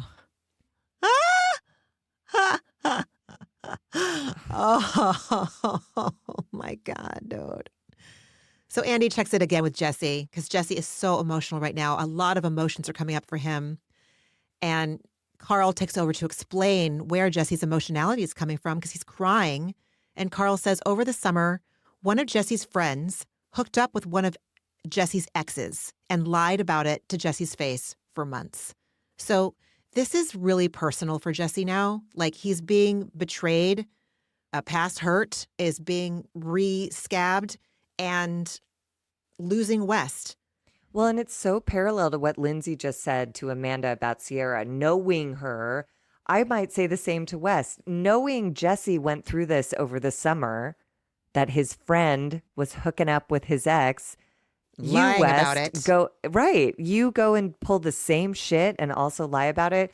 But it did make me think about, I mean, whatever. It's probably all woo-woo and shit. But like over the course of my life, I used to dismiss it, but now I found it to be true that like the universe will continue to deliver the same lesson until you learn it. 100. And I feel like Jesse's just getting a concentrated, whatever the universe is trying to teach him, like careful who you trust, careful who you bring into your inner circle so quickly. Like, I don't know what he's meant to learn from this, but to within months of each other have two people who he considered brothers do something disgusting to him or near him, and then the most disgusting thing, lie to him about it while saying that he's still your friend. Like, Jesse is meant to learn something here, obviously, because that is too much of one thing. He's ready to be done with whatever that pattern is, but God, it comes with this much pain. I mean, he is like wet with tears. His whole face is just like, yeah, he's just can't stop crying. I was just thinking about that phrase the other day, or that phenomenon we used to talk about, especially in 12-step rooms, like your higher power will try to get your attention with a whisper, then a tap, then a feather, and then eventually it's fucking like an avalanche of rocks because, like, dude, I've been trying. I have been trying to get your attention. And when things come up for me, I had a huge freak out over a technical issue a couple weeks ago. Like, I just went out of my mind. Like, I was so dysregulated from it. I was having an Adderall crash and having a severe ADHD moment, and it was awful. My point is that a week later, another technical issue came up, and I was like, I got it this time. I was like, Ramona. I was like, I started to panic, and I was like, we can fix this. We can fix this. And I was like, okay, I'm getting it. I'm getting it. It's slow, but I'm getting it. You know, anyway, it just made me think about that. So, yeah, Jesse says he feels like he's losing a brother and tells West, I somehow hope you can improve and prove us wrong, but it doesn't look good. And Andy asks West, how do you feel? Like, what's your reaction hearing Jesse say this to you?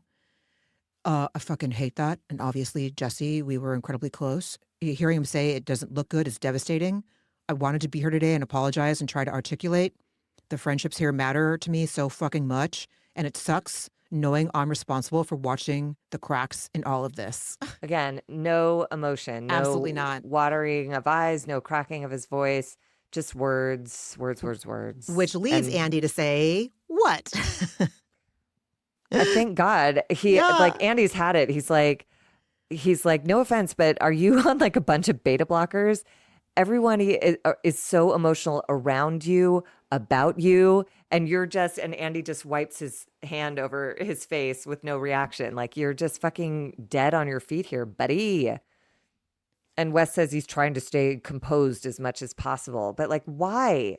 I guess that's also the thing. You're not on a witness stand. Like, you're trying to make amends with your friends. I don't know what the fuck he's trying to do. That's such a good question. Yeah. And Ciara's like, or you're just a sociopath.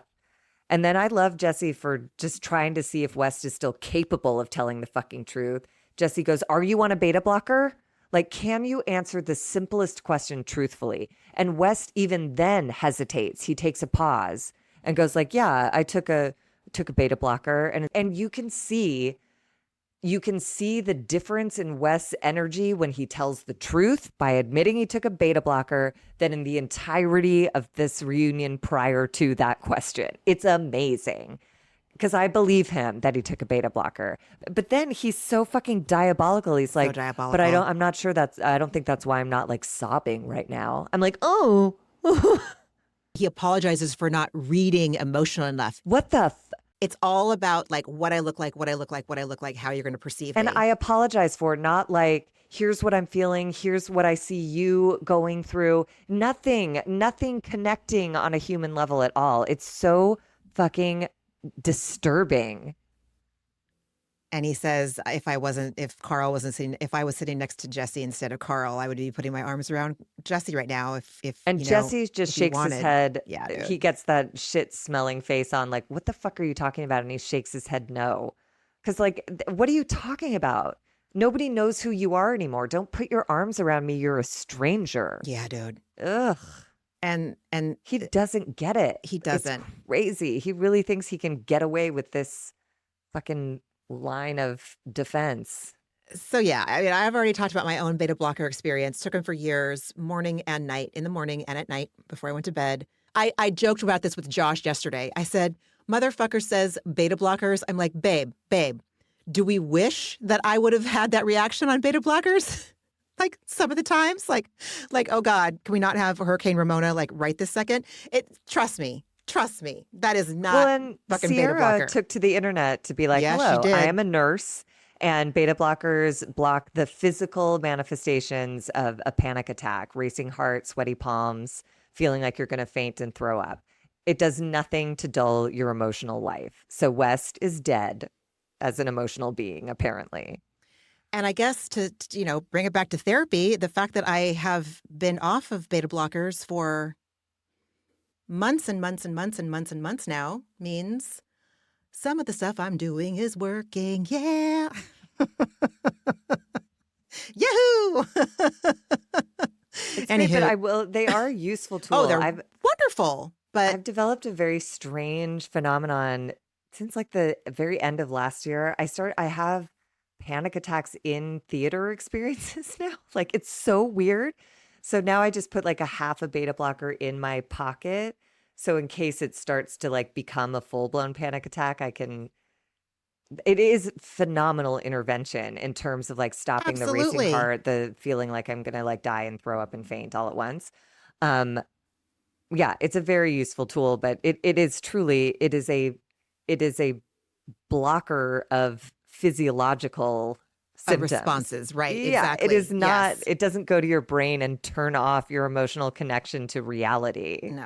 No. It just keeps your hands from shaking if you're giving a speech. But I am Crazy. so grateful that my anxiety has lifted enough that I don't need pharmaceutical intervention twice a day in the form of beta blocker like I used to. Anyway, so Andy Cohen just straight up asks Amanda, was it worth it? And Bailey pleads out loud, please say no, please say no, please say no. Fucking A, dude. Bailey, my love, wake up. Please. No, but she was saying, I think she was hoping that this would be the moment where Amanda would. Now at this point, Amanda has heard about Wes sending Meija flowers in February, which was clearly news to her. She's heard more. So I think there is that hope. And it's what Carl yells at her about later. It's the same place of like, come on, dude, do the right thing. You can do the right thing. You see this, right? I know you. You're smart enough to, oh, okay, fuck. Nope. Great. Yep. Because Amanda gives her weird answer, and Bailey underneath that says like, it wasn't worth it. It wasn't worth. You know what I mean? Like she's affirming to herself what she knows, and everyone else on that stage knows to be true. This was not and will not be worth it. To answer Andy's question, was it worth it? Amanda says, it's impossible to answer at this moment because I wish I could have both. Oh my God. That was the craziest. That was the most selfish, just selfish on every Completely. level. Again, you're so immature and so self-centered in a way that actively, immediately harms other people. That is the craziest. I just wanted both. Oh my God. So Andy says, let me ask very clearly, are you two in love? Wes kind of short-circuited and says, we're not using the word love right now. At the same time, Amanda says, it's so early. Bullshit. Bullshit. Also, are you a fucking 12-year-old? Right? You guys are in your 30s. You broke up a marriage. You broke up a friend group. Like, please just say, yes, we are saying I love you, or no, we're not there yet. I love Lindsay again for calling them out on, you're having conversations about whether or not to say I love you. Are you looking at the wreckage on the stage that you've created and you think that's okay? Fuck you guys. Or just say, Amanda, just tell the truth. I'm rebounding. I'm just getting some good dick. You know, word on the street is like West is great in the sack. And apparently it must be worth it at this time in her life to have blown up everything to this degree. So enjoy it. It'll be short-lived and we'll see you on the other side. But instead it just becomes this like long conversation about like, we're not saying it, but we're talking about it because we wouldn't not be in love and do this, but we're not saying we're in love. And it's like, I literally feel like I'm listening to middle schoolers talk about like, does he like me? Like, stop it. And then Jesse comes in like he's fucking done. And he just goes, he told me he thinks he loves her.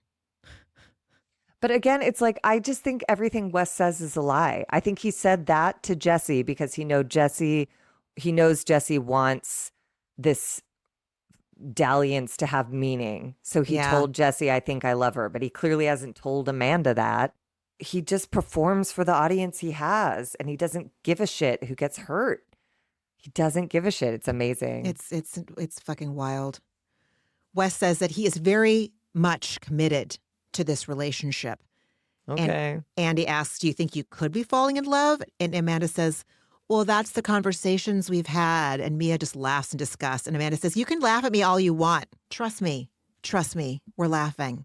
Also, the impulse in Amanda to have anything to say to anyone who finds her unbelievable to the point of laughter. Look at what you've done, you psycho. You told all these people this wasn't happening, and now they're having to listen to you justify why. It is funny and devastating. It's all of the things because it's so crazy. So let her laugh and don't call her out. And again, don't victimize your damn self. Totally. You can laugh at me all you want, but yes, you can. Everybody can. Ugh. They're so mean to me. It's so hard. Fuck off. So Wes clarifies they haven't said it, but yes, they are having conversations. And Bailey just says, Wes is going to embarrass her. Wes is going to embarrass you, Amanda. And Amanda clarifies we're having conversations about the seriousness of our feelings and where we see this going because we knew there was so much on the line. And Meija asks, are you exclusive? And Wes says they are. And Carl leans towards Amanda and in the most, are you fucking kidding me tone, asks her, and you still want to be with him? After all this shit, Amanda? You see this behavior? He's hooking up with 4 different girls and your former best friend. That's fucking crazy. And Amanda does that dismissive thing where she doesn't turn her head to look at him and goes like, okay, I hear you. Basically like, you're crazy. You're out of control. You're being hysterical. Got it. Again, if Carl Radke is telling me I should hold myself to a higher standard like he did in Reunion Part 1, and he says... That's fucking crazy to me. In that tone, I'm going to vaporize from shame. I'm going to evaporate into just a pile of like self-hatred goo. I mean, I think it was coming from a place of love. It's after 10 hours of trying to methodically get through to her. And I think he just hit his limit and was like, dude, like, because he does, like, he has been in her life for all these years too. And I think, again, he's another person who hit the moment where he's like, you've got to be kidding me. You can't seriously be sitting there believing this piece of shit. And even if you do believe him, you know what he did. Like, how you get him is how you lose him. Totally. You're next. I appreciated that moment in Carl, and I also appreciated his ability to rein it back in when he knew he wasn't going to get through to her. And instead of persisting, which I have a problem doing and I work on regularly, if the audience isn't listening, like, step away from the mic. Seriously. So Andy asks West, are you able to give Amanda what she needs in a partner? What does Amanda? I didn't understand that question. What does she need in a partner? I don't know who she is. I don't know who she is either. I don't fucking know either. I don't know. But West says, I'm committed to making the effort to do it. My history does not say so. But I think if Amanda and I can get back to what our early days were. And I was like, bro, where do we even start with this one? He's totally setting up his exit strategy right there. Amanda, just like so much shit happened and we can never get back to like that time when it felt really good. A. B, talking about their early days when they were sneaking around and like dripping in like limerence and like chemicals and all the infatuation, making it exciting. It's like, that is not... Everyone jumps on them. Lindsay is like, are you fucking kidding me? You want to get back to the honeymoon phase like 6 weeks ago? And that's when Carl and everyone else chimes in, like, that's when it's fun. That's when it's like new and romantic, when you're infatuated with each other. And someone else is saying like, and you guys were sneaking around. That's what makes it exciting. Like the whole stage is erupting, going like, everyone, ask anyone in a long-term relationship if they want to get back to the beginning. Of course. But the beginning happens at the beginning. And then you build a relationship that like revisits that feeling on occasion, but grows deeper in a way where like that feeling is specific to not knowing each other very well. Exactly. So gross. And Lindsay says it perfectly. Not this one. He's like every other guy. And Andy again presses Wes to define early days. And Wes says, when this relationship was blossoming and we started to feel things. And I feel like that's Wes' addiction right there. When Totally. he says, I want to get back to the early days when this relationship was blossoming and we started to feel things. And that is what he chases, woman after woman after woman after woman. And then when they become real or have a need or get sick or are unavailable or cause shit like Ciara and he resents her, or cause shit like Amanda and he, has to do this, put energy toward trying to show up for her. I'm committed to making this work. Like all he wants is the blossoming and catching feelings part, and then some sex, and then he's on to the next. Ugh. And then Amanda defends him, saying like, he just means like when we haven't been dealing with the fallout and the turmoil.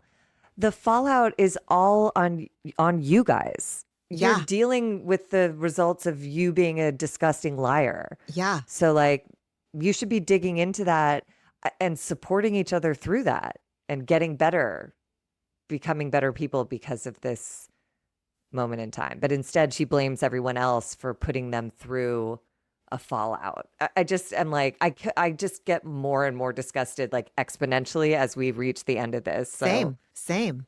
Ugh. And West has the audacity to say, I care about the friendships in this room. And Lindsay's all, that's a lie, that's I a love lie. her for saying Me that. Me too.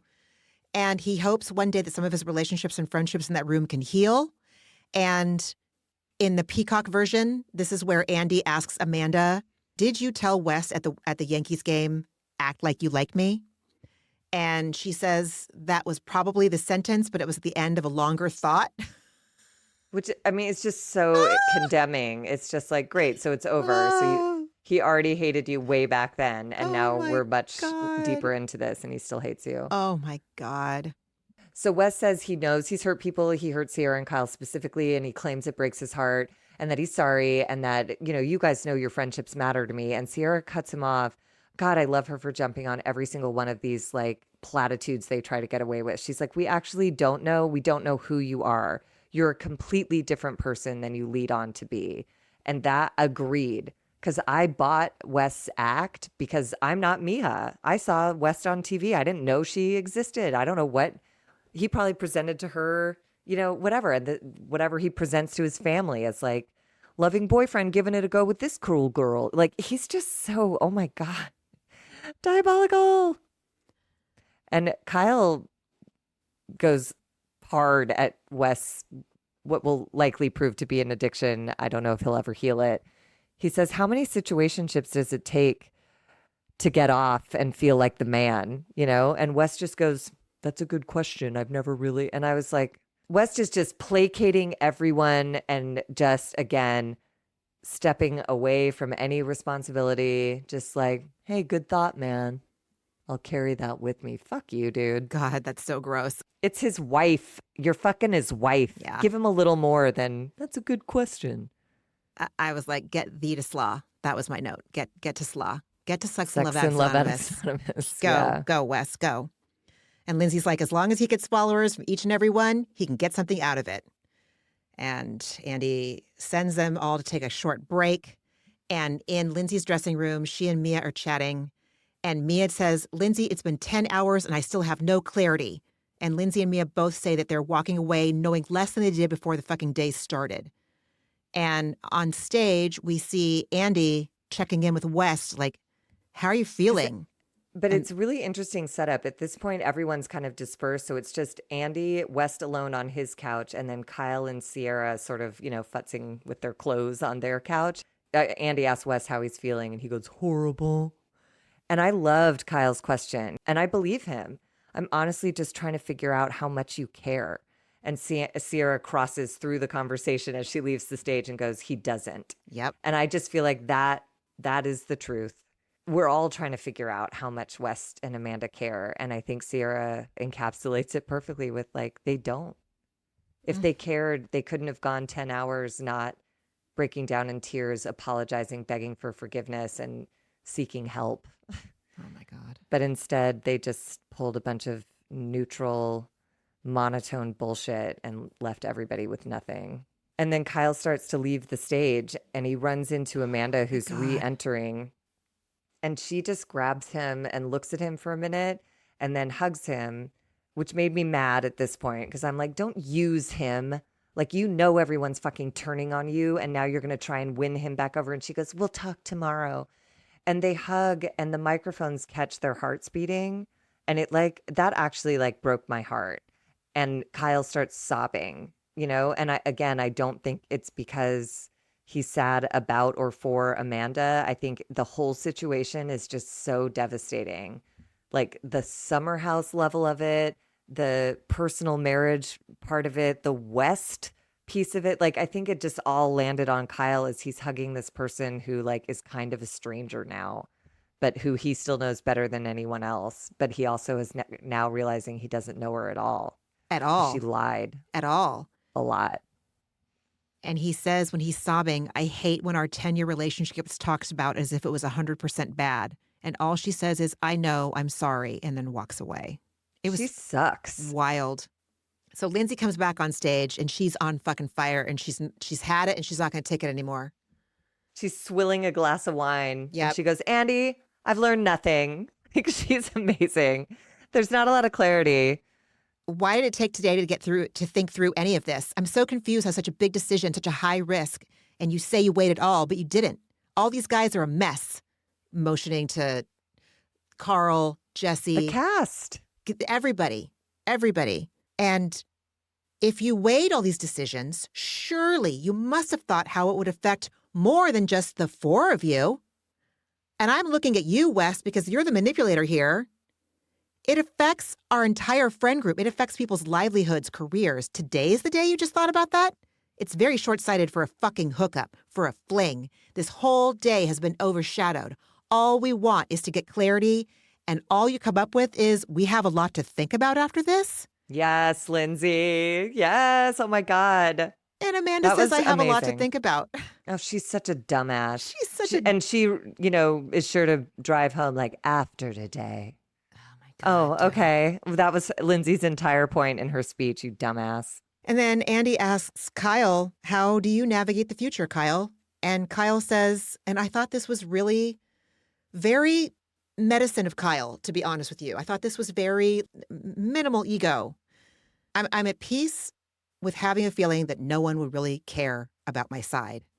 I'm putting my focus on an amicable breakup. I really don't know.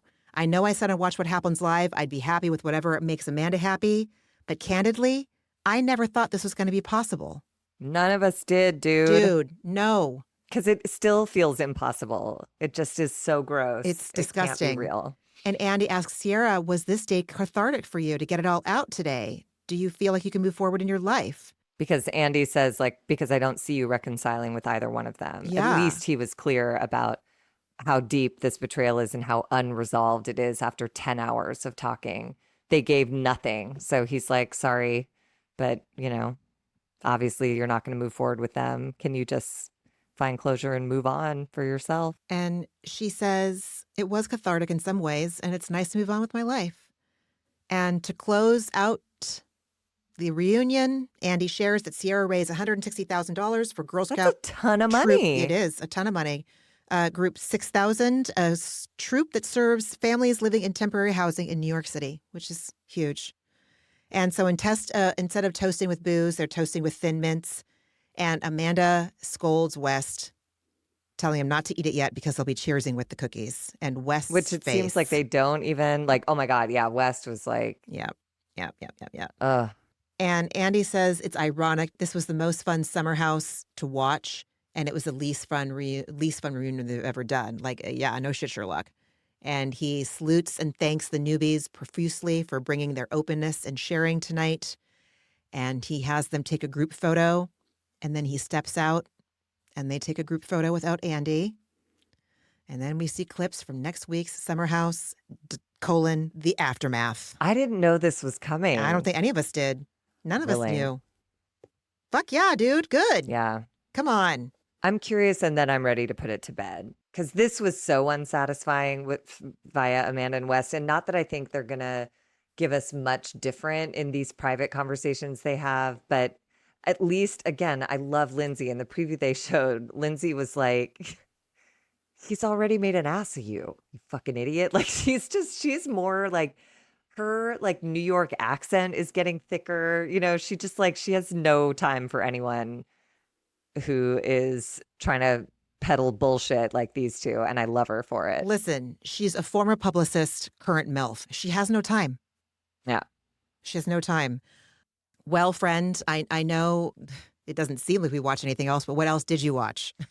I am watching the NBA finals and I am riveted. I watched the season premiere of Below Deck Mediterranean, which is, again, always just a delight to see like blue seas and idiots on a boat. And then I watched this stupid show. I had to do some writing that I wasn't motivated to do without some sort of outside noise. So as I do, I put on a show, and it's the show called Calabasas Confidential. Oh my God.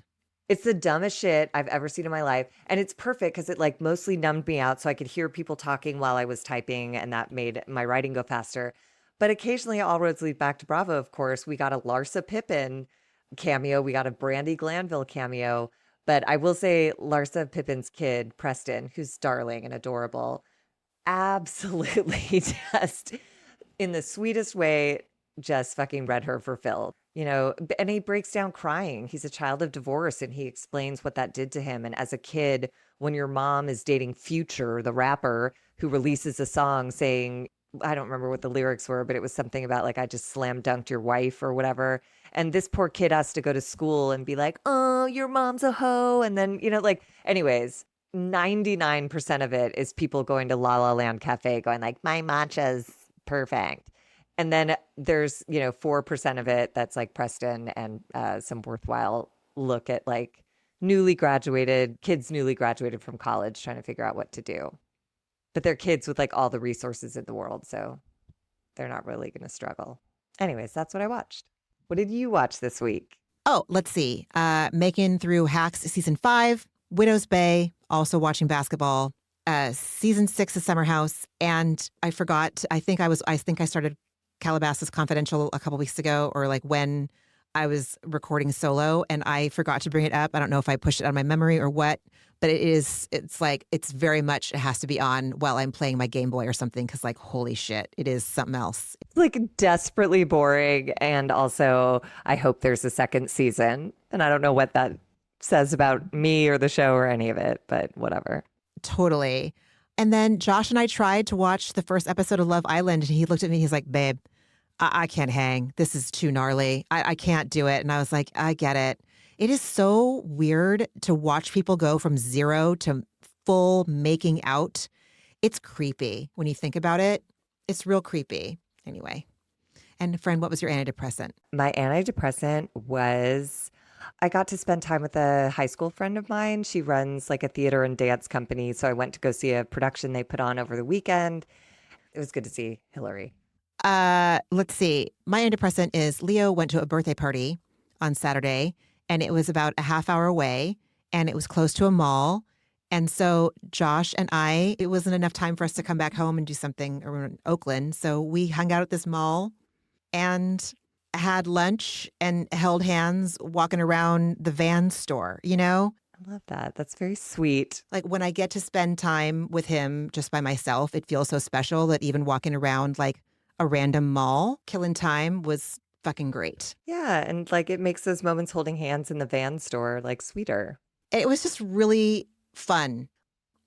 Oh, everybody, thank you so much for listening. Take good care of yourselves in whatever way feels good and authentic to you. And just don't be like Wes and Amanda, I guess. And then you're winning at life.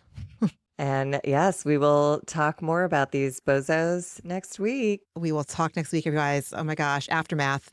All right. Bye, everybody. Bye.